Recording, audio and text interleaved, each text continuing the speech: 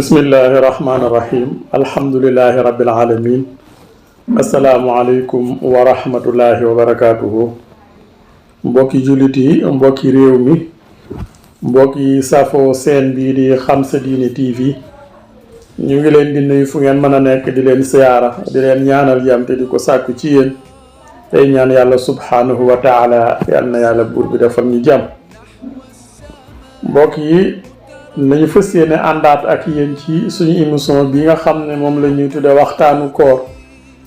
ci diiru weeru koor gi yépp ñu ci ànd ak seen bii di Xam Sa Diine TV. di ngeen ko mën a am bis bu nekk ci weeru koor gi ci ay thèmes yu am solo lool, waaye ci ay waxtaan masha allah, waaye ci ay gan yoo xamante ni ay waxtaankat la ñuy doon. kon nag ñu ngi leen ci jox rendez-vous incha allah bés bu ne ci weeru koor dana am gan bu ngeen àndal ci seen bi nga xam ne ni mooy Xam Sa Diine TV.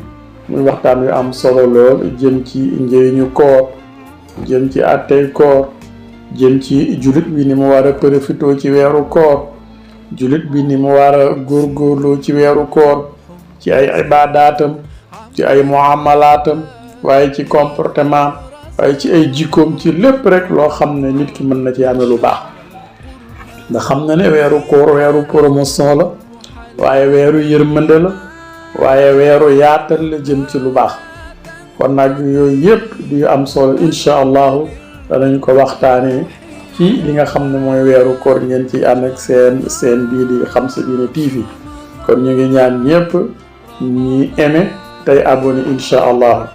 jërë ngeen jëf.